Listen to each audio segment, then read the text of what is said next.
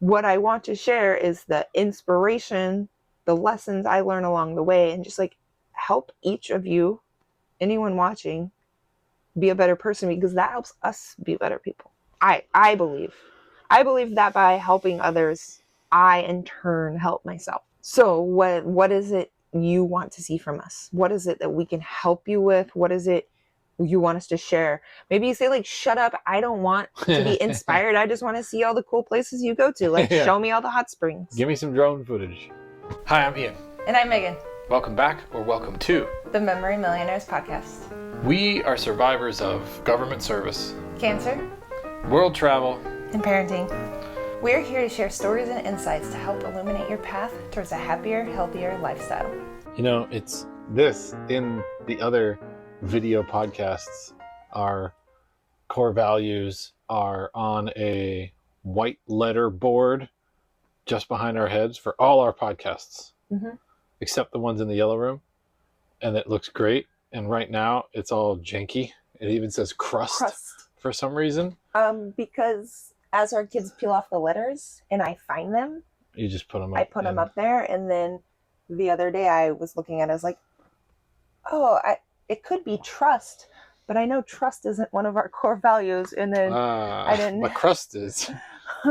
Well, I didn't have another T, but then I had RIGF and C, so I made it crust. It's like a really good homage. Is that the right word for it? What we're actually kind of struggling with is that here we are in the kitty wample doing what we've dreamed of doing, and we're not smiling all the time. We're not adhering to our core values all the time. We're struggling in those ways just the same as if we weren't doing what we were dreaming of doing. I think the big lesson we've learned in the short, 2.5 months that we've been doing this is that no matter where you are in life, there are going to be challenges. And it's a matter of how you cultivate the way that you are able to respond or react to the challenges that come up in your life. Perspective.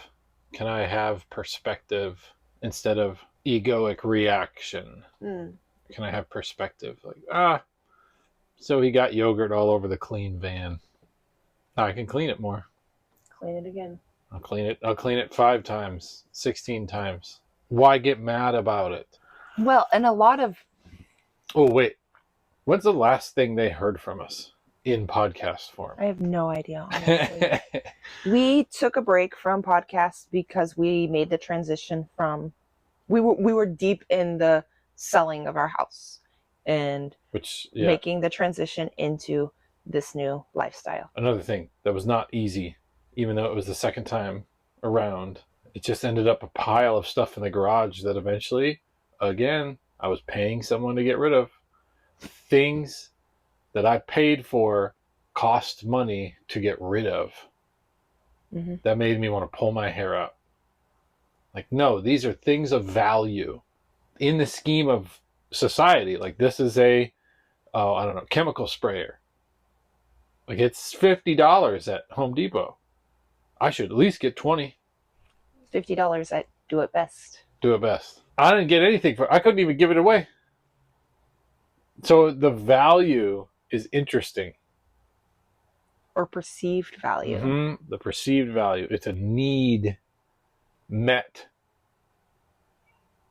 That's what you pay for, is the need of yours met.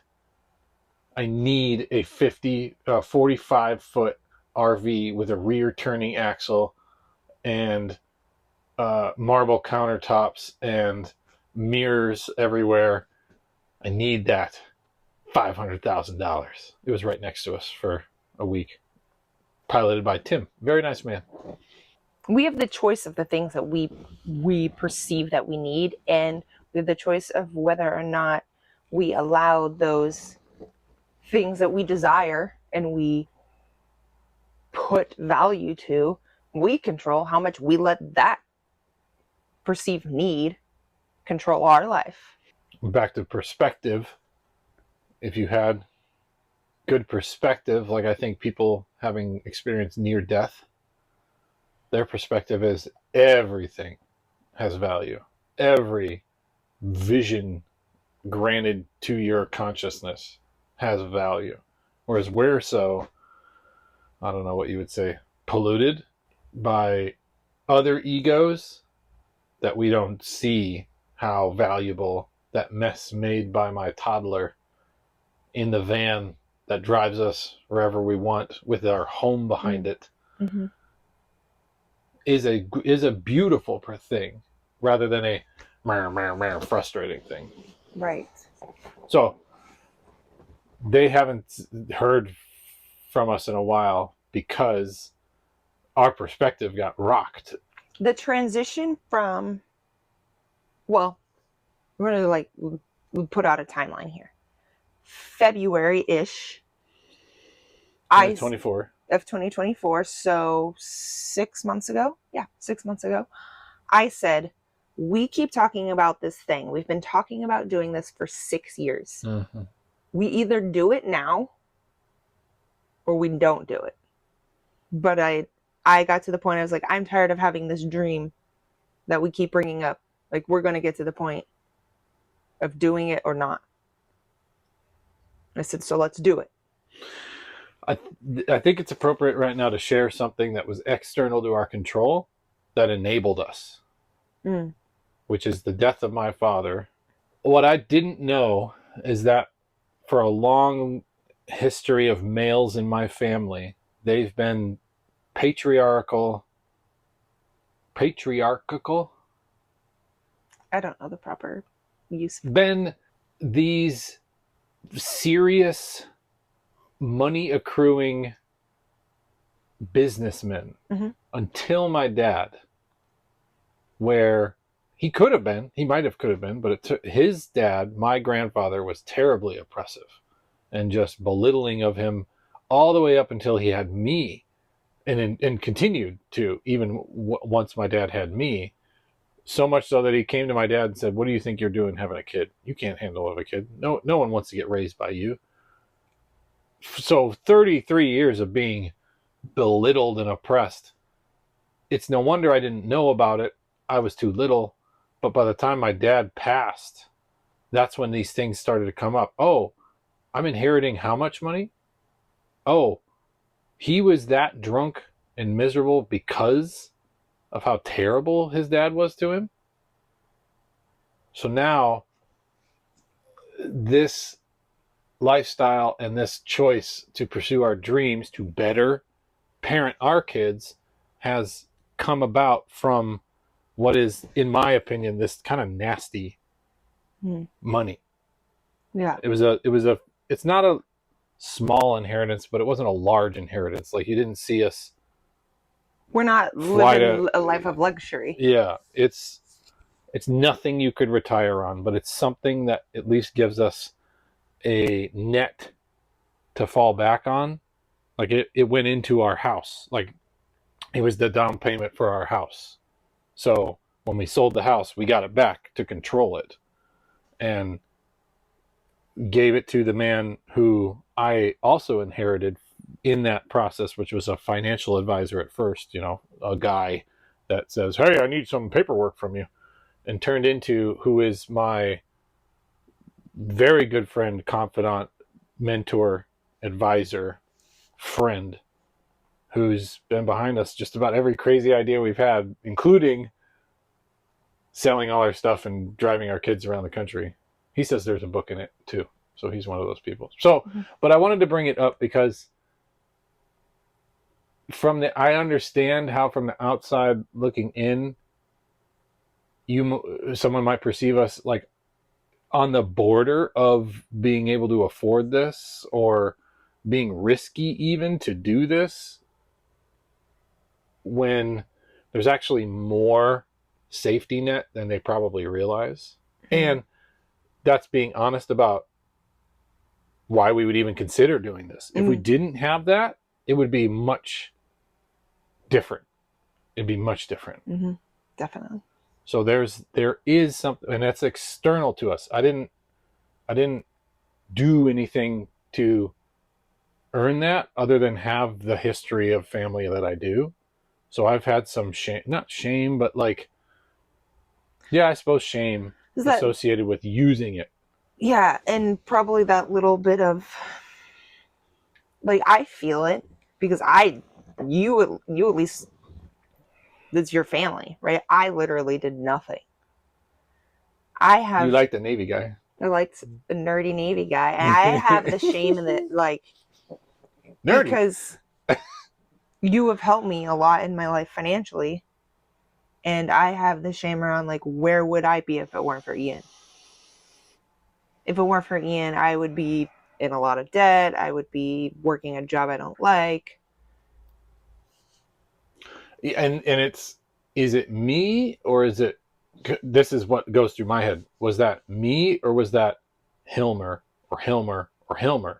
I broke the line of three Hilmers: Hilmer Charles Landholt, Hilmer George Landholt, Hilmer Charles, Hilmer George, and I was supposed to be Hilmer Charles the third, but no, Mama said Ian. So, but Thanks, Penny. the Hilmers in my mind are the ones who, Hilmer 1 and 2 are the ones who made them. First one was a textile uh, owner, and then a wood shop owner when cars were part made of wood. And then the next one was a state representative and a lawyer. So huge amounts of money. And I also think that, Like, did they afford you that or did I afford you that? right. And is it like right to use that family money to support you who isn't in the family? Like, those kind of thoughts went through my mind all the time. But then the work, the emotional work, the ego soul searching work that I did with other family members were, this money came to you and it's now up to you what it does. And if it doesn't help the ones you love, what the hell's it for? If you would hoard it so that they wouldn't get it, that's more yuck. That's more nastiness associated with that money. If it goes away in the pursuit of our dreams, I'm comfortable with that. Mm. The idea of what I was talking about with, where we started in February to where we are now, and that kind of ties in with what I think you're saying is we can use a lot of different language for what I'm about to try to explain. I have the end in my sight, and how do I get from this point of I got this money and I want to be here, or I said we're either going to do this full time family thing or we're not. Like, how do we get from this point of we have this opportunity to now we're living the thing? There's a lot of experiences, things that we have done in our lives that fall into that same, the language I give it is manifestation, other people goal setting, whatever it is you want to call it, success. One of the things that was very important to me is if I get married, it's going to be with just like the perfect partner for me with no doubts in my mind about this is the right person for me. If I have kids, it's going to be with a person who is going to be an excellent, present, supportive father, right? And then with those things in mind, Yeah, but you'd never see me father. but the person that you show up as in your day-to-day life and the person that other people, the Ian that other people know, influences who you're going to be as a father. Like, you can't separate Ian the person from Ian the dad. They're the same. So seeing how you showed up in your life gave me an idea of how you were going to show up as a father. Hmm. When I consciously decided, right? Like, this is the type of person I want to share my life with.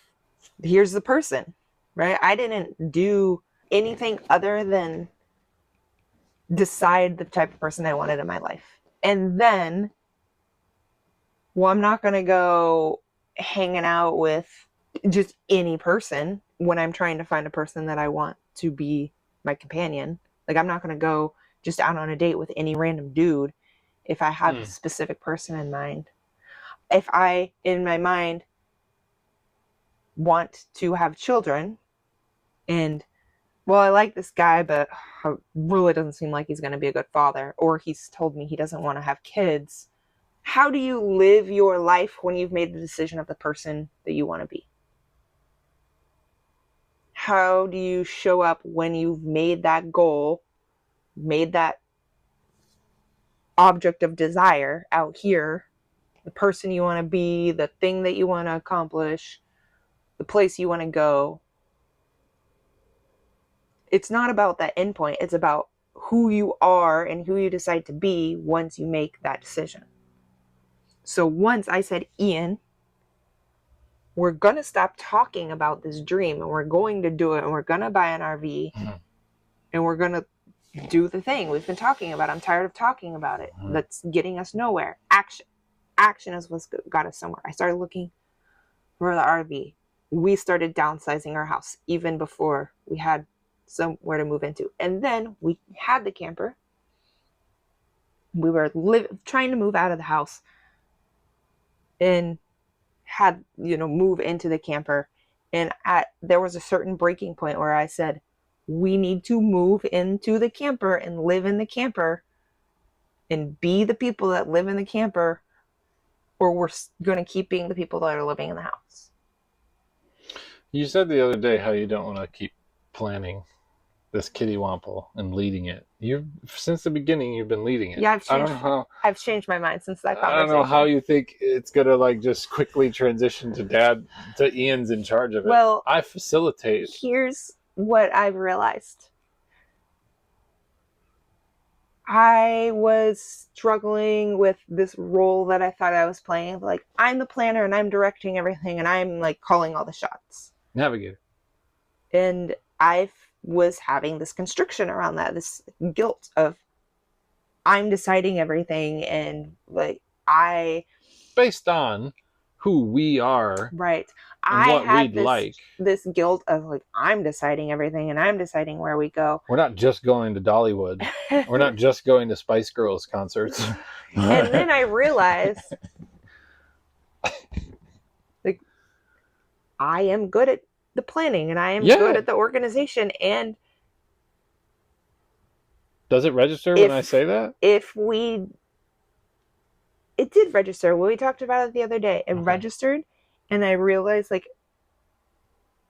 as much as we're a team, like, each member of the team has their role. Like, if you take a basketball team with 5 people on it, and you have 5 point guards, that's a terrible basketball team. You need to have all your different roles filled. So you don't like to drive a lot. I like to drive a lot. You like to drive? I don't like to be a passenger. You like to be a passenger. And I can sit in the passenger seat and plan and know that, okay, September, October, November, December, January, February, March, we have a plan and I can express that plan to you. And you can say, no, that's a terrible idea. I don't want to go to wherever I say, and I can adjust course, right? Hot, smoky. But right now, that's where we're just avoiding nasty summer pretty successfully. I can think of so many times in school and jobs, goal setting, like that 5-year goal, 10-year goal, whatever, goal setting. And then maybe there is an action plan, but a lot of times not much of an action plan to go with that goal. And what I've realized most is that when you set that goal, when you say, I'm going to do blank, I'm going to be this, what you do after you make that decision, the person you decide to be, is all that matters. It doesn't matter if you actually accomplish that goal or not, because you could change. But if you set the goal and then you keep doing the same thing that you've been doing, right? If we kept staying in our house, we would, who knows how long it would have taken us to finally move out of our house. But when I said no, we need to move into the camper and live in the camper and be done with the house. Then within a month, our house was on the market. The boys were done sleeping in the house. Yeah, they were. They didn't even do it. There was no. We live here now. Yes, we still have a house, but we live here now. My desire is for our boys to learn another language. Most accessible to them right now is Spanish. I already speak it. There's lots of opportunity for it. We want to stay somewhere warm-ish for the winter. Mm-hmm. Let's go to Mexico. Baja specifically. In order for us to be in Baja for a month come January, we gotta get passports. So you made passport appointments. We need passports. You even figured out which day of the week we'd actually make it to there. How we could also have lunch with Grandma while we did it. Go to the YMCA afterwards. I maybe could have done that, but you did it. Right. So, yeah, the other day when you said, I don't want to plan as much, my head started spinning. I was like, okay, well, if I'm going to start planning these things, I'm going to change the way things are done. I want a plan of the day. I want a plan of tomorrow. And I want, a forecast of the month ahead so that I remember what I even thought we were going to do. Right. But now I want those things because I think it's better for us to have those things. Definitely. I wouldn't change much. That's what I want to do, is go down to someplace I've never been and learn about things I've never seen. Right. So I took the steps of, okay, I'm saying January we're going to spend in Baja. What do I and we need to do between now, August, and January for us to be able to go to Baja? Okay, we need everyone to have passports. We need a plan to travel south to go to Baja. Okay, well then, if we're going to travel south, what is along the way? I'm starting to visualize it. These kids have lived on beaches this whole summer, and they're about to continue to do it into Christmas. That's so cool. So what I think the message I'm trying to convey, and I don't know if I'm doing it very well, is that idea of setting your sights on something, setting the goal, but having your goal be flexible, fluid. Like it does. You're talking about action. Right. Like your goal does not need to be concrete. It should be fluid, because all of the actions that take you to that place that you think you want to be, actually, when you finally get to that point, you might realize that, you had an abstract vision. And as you go through the steps to get to that abstract vision, like, oh, actually what I want is different, or it's changed. But if you aren't willing to take I think that's the major hang up when I talk to people about their goals and the things that they want to do, the difference I see in between the people that actually get there and the people that don't, because I coach a lot of people, is when someone comes to me with a goal and then they say, all right, how many days a week do I need? Can you write the plan for me? Those people, even the ones that their goal has changed, are making progress. The person who comes to me and I do goal setting sessions, we set the goal, and then they decide, well, I'm gonna do this on my own. Okay. They don't set up the structure and the support to change what they're doing. And I'm not saying that you can't on your own do that. No, you've done it plenty of times. If you're someone like us, you have done it plenty of times. It was imposed on you, more than likely. Get through grades, get through this test, get through this onboarding program you need to do for your job. There's plenty of things that have imposed goals on you, but when it's finally time to sit down and say, I want to become an actress, then it's okay, well, what are you going to do next? I don't know. I'm going to post on Instagram that I'm going to become an actress. Okay, then what? that's And there's a lot of people that get hung up on the actions and the things that they're doing to get to their end goal of being like perfect and or looking a certain way. And we've talked a lot lately about just taking messy action, and that's something that I'm trying to get better about. I think we're both trying to get better about. It's like, it doesn't have to be perfect. If you're waiting for it to be perfect, it's probably never going to happen. If you aren't willing to take action in post, or if you aren't willing to take action and like go for the walk before you can run, learn about how, like, I've got to learn about traveling to Mexico with a camper, right? I can't just show up at the border of Mexico and expect to get in with the 34-foot RV with no hassle. I think that'll be fine. It's getting back. They don't. Right. I don't think. But if I choose the wrong border crossing, yeah, right, yeah. and the clearance for getting through the border crossing is 10 feet and we're 10-4, like, you're not going to succeed if you don't take action, even if that action doesn't necessarily look the way you think it's supposed to. And just like there can be plenty of externals challenging your action, there can be externals that help you. You have no idea they're coming. You have no idea how that person you meet one day is actually going to be on the same journey you were and give you some tips on it. Or you have no idea that your uncle adored you, dies, and gives you a big leg up along the way. Also, Suddenly, Honda minivans are in massive demand, and yours goes up in value. You have no idea what's going to help you along the way. and what I think goes along with those dreams, those goals, the outcomes that you want in your life is learning to share them and talk about them, because those instances of people being able to help you along the way don't come when you don't talk about what you want.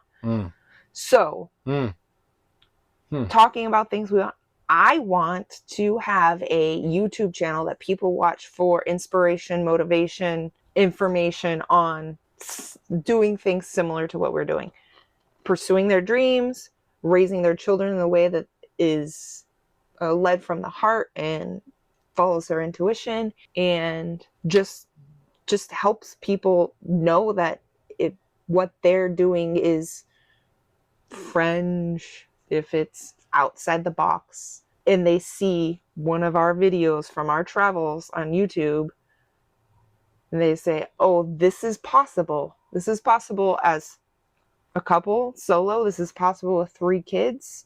This is possible in a camper. Maybe it's possible on a boat. Maybe it's possible overseas. Yeah. What I want to share is the inspiration, the lessons I learn along the way, and just like help each of you, anyone watching, be a better person, because that helps us be better people. I believe that by helping others, I in turn help myself. So what is it you want to see from us? What is it that we can help you with? What is it you want us to share? Maybe you say, like, shut up, I don't want to be inspired. I just want to see all the cool places you go to. Like, show me all the hot springs. Give me some drone footage. Yeah, if people tell us all they want is like, I just want to consume 2 minutes of you doing some cool stuff while I poop, then like, that's so many. That's so very true, though.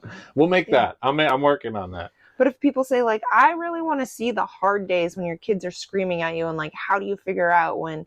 I don't want to be a fishbowl. I don't want to be a fishbowl. Right, but we can still reflect on those things. We can reflect on and let you know, like, today was really hard taking our kid to school, dropping off at Forest Summer Camp. It was hard. We could hear him crying when we left. Mm. He's got big feels, and we could share how do you get It's through freaking awesome them. summer school. Like, he's got so much cool stuff to do. He's not really right, and he's fine. Yeah, we he's got fine. pictures. He had a great time. Yeah. So He's gonna be mad at us. You left me at. I'm laughing now, but I won't laugh in his face. But he gets mad. You left me. if what you want is more parenting advice, like, we can share, because when you're with your kids pretty much all day, it's help me help you. Yeah, help me help you. What you want to know? What do you see from us that you're like, I need to know more about? How the hell is your hair so curly? Ian, how are you so skinny? I don't think that's what they're gonna. I'm just saying. Yeah, and it's like, I just want to see you guys rollerblading, riding your bikes, playing in the beach. Fine, we got that for you too. We don't have to try to. How do you cook something? How do you do bedtime? How do you do a new place? All that, What do you? I'm saying all these things. They need to say it. All right, I think we're done. Stop giving them ideas. Yeah. You gonna make out? A little bit. That's what I want to see. Just more shots of Megan in bikinis and hot springs. It's what gets views. I'll do it. Well, you got to do it. I was gonna say, can I have a bikini budget? Definitely. Yeah, I don't see a problem with that at all. Okay. No. They don't either. Wait. Don't go. If you found value in this episode, please subscribe and share via review or post how this episode complemented your life. Thank you for listening. Connect with us on Instagram or Facebook at Memory Millionaires. Be well.